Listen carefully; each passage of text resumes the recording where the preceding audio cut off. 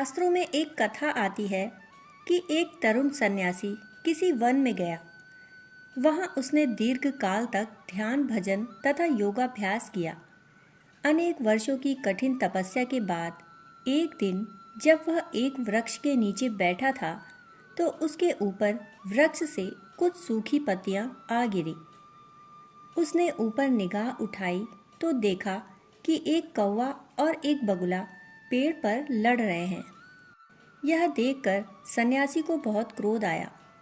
उसने कहा, यह क्या, तुम्हारा इतना साहस कि तुम ये सूखी पत्तियां मेरे सिर पर फेंको। इन शब्दों के साथ सन्यासी की क्रुद्ध आंखों से आग की एक ज्वाला सी निकली और वे बेचारे दोनों पक्षी उससे जलकर भस्म हो गए। अपने में यह शक्ति देखकर वह सन्यासी बड़ा खुश हुआ और उसने सोचा, अब मुझ में अपार शक्ति है, मैं तो दृष्टि मात्र से किसी को भी भस्म कर सकता हूँ। कुछ समय के बाद भिक्षा लेने के लिए वह एक गांव में गया। गांव में जाकर वह एक दरवाजे पर खड़ा हुआ और उसने पुकारा, माँ, कुछ भिक्षा मिलेगी?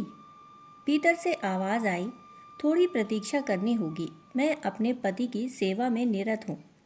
सन्यासी ने मन में सोचा, इस महिला का इतना साहस कि ये मुझसे प्रतीक्षा कराए, अभी ये मेरी शक्ति नहीं जानती। सन्यासी ऐसा सोच ही रहा था कि भीतर से फिर एक आवाज़ आई, बेटा, अपने को इतना बड़ा मत समझ, मैं कोई पक्षी नहीं हूँ जो तेरे देखने मात्र से भस्म हो जाऊँ। यह सुनकर सन्यासी को बड़ा आश्चर्य हुआ। बहुत देर तक खड़े रहने के बाद घर में से एक स्त्री निकली और उसे देखकर सन्यासी उसके चरणों पर गिर पड़ा और बोला, माँ, तुम्हें यह सब कैसे मालूम हुआ? तुमने कौन सी साधना की है? स्त्री ने उत्तर दिया, बेटा, ना तो मेरे पास कोई सिद्धि है और ना मैं तुम्हारी तरह तपस्वी हूँ। मैं तो एक साधारण स्त्री हूँ। मैंने तुमको इसलिए थोड़ी देर रोका था कि मेरे पतिदेव बीमार हैं और मैं उनकी सेवा में संलग्न थी। यही मेरा कर्तव्य है। सारे जीवन भर मैं इसी बात का प्रयत्न करती रही हूँ कि मैं अपना कर्तव्य पूर्ण रूप से निभाऊं। जब मैं अविवाहित थी तब मैंने अपने माता पिता के प्रति कन्या का कर्तव्य पूर्ण किया और अब जब मेरा विवाह हो गया है तो मैं अपने पतिदेव के प्रति पत्नी होने के कर्तव्य का पालन करती हूँ। बस यही मेरी साधना है। अपना कर्तव्य करने से ही मेरे दिव्य चक्षु खुल गए हैं, जिससे मैंने तुम्हारे विचारों को जान लिया और मुझे इस बात का भी पता चल गया कि तुमने वन में क्या किया है। यदि तुम्हें इससे भी कुछ उच्चतर तत्व जानने की इच्छा है तो बाजार में जाओ, वहाँ तुम्हें एक कसाई मिलेगा। पहले तो सन्यासी ने सोचा कि एक कसाई भला क्या ज्ञान दे सकता है, परंतु उसने अभी जो घटना देखी थी उससे उसकी उत्सुकता और भी बढ़ गई। अतः वह बाजार को प्रस्थान कर गया। जब वह बाजार पहुंचा तो उसने दूर से एक व्याध को बाजार में बैठे हुए और मांस काटते हुए देखा। वह लोगों से सौदा कर रहा था। सन्यासी ने मन ही मन सोचा, हे प्रभु, क्या यही वह व्यक्ति है जिससे मुझे ज्ञान मिलेगा? दिखने में तो यह बहुत नीच प्रवृत्ति का लगता है। इतने में कसाई ने सन्यासी की ओर देखा और कहा, महाराज, यहाँ पर भी आपको थोड़ी प्रतीक्षा करनी होगी, ठीक वैसे ही जैसे उस पतिव्रता महिला के यहाँ करनी पड़ी थी। मैं ज़रा अपना काम समाप्त कर लूँ। यह सुनकर सन्यासी के आश्चर्य का ठिकाना न रहा। सन्यासी ने देखा कि कसाई अपना काम लगातार करता रहा और जब वह अपना काम पूरा कर चुका तो उसने अपने रुपए पैसे समेटे और सन्यासी से कहा, चलिए महाराज, घर चलिए। घर पहुंचकर उसने उन्हें आसन पर बिठाया और बैठक में बिठाकर कहा, आप यहाँ थोड़ा विश्राम करें। इतना कहकर वह घर के अंदर चला गया। वहाँ उसने अपने वृद्ध माता पिता को स्नान कराया, उन्हें भोजन कराया और फिर वह उस सन्यासी के पास आया और उनसे बोला, महाराज, आप मेरे पास आए हैं, अब बताइए मैं आपकी क्या सेवा कर सकता हूँ।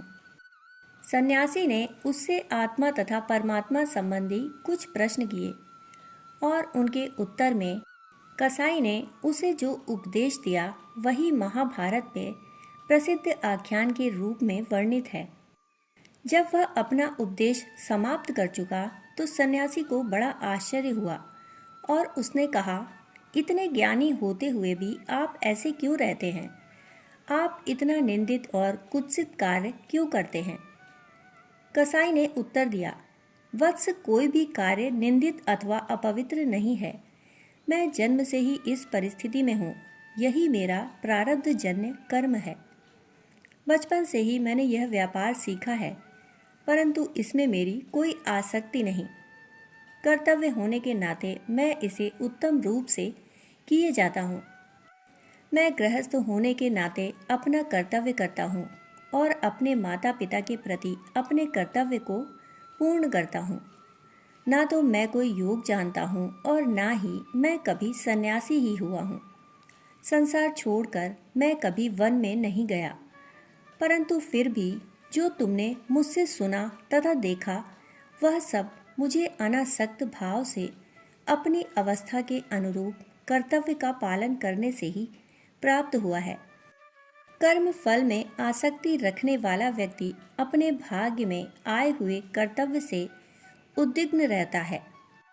अनासक्त पुरुष के लिए सब कर्तव्य एक समान हैं। उसके लिए तो वे कर्तव्य आत्मा को मुक्त कर देने के लिए शक्तिशाली साधन हैं।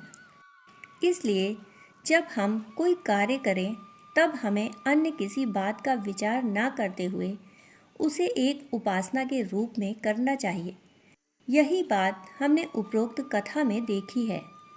कसाई एवं वह स्त्री दोनों ने अपना अपना कर्तव्य बड़ी प्रसन्नता तथा तन्मयता से किया और उसका फल यह हुआ कि उन्हें दिव्य ज्ञान प्राप्त हुआ। इससे हमें यह स्पष्ट होता है कि जीवन की किसी भी अवस्था में कर्म फल में बिना आसक्ति रखे यदि कर्तव्य उचित रूप से किया जाए तो उससे हमें परम पद की प्राप्ति होती है। परमात्मा द्वारा प्रदत्त कर्तव्य का अनासक्ति एवं पूर्ण श्रद्धा से निर्वहन ही श्रेष्ठतम कर्म है। परंतु मानव स्वभाव की एक विशेष कमजोरी यह है कि वह कभी स्वयं में त्रुटि देखने का प्रयास ही नहीं करता। हर व्यक्ति यह सोचता है कि वह सर्व सम्मान पाने का अधिकारी है, पर ऐसा सोचने से पहले उसे यह देख लेना चाहिए कि वह अपने वर्तमान कर्तव्य का भली भांति निर्वहन कर रहा है अथवा नहीं। अतएव केवल बाह्य कार्यों के आधार पर कर्तव्य की व्याख्या करना नितांत असंभव है, किंतु आंतरिक दृष्टिकोण से कर्तव्य की व्याख्या हो सकती है। यदि किसी कर्म द्वारा हम भगवान की ओर बढ़ते हैं तो वह सत्कर्म है और वह हमारा कर्तव्य है, परंतु जिस कर्म द्वारा हम पतित होते हैं वह हमारा कर्तव्य नहीं हो सकता।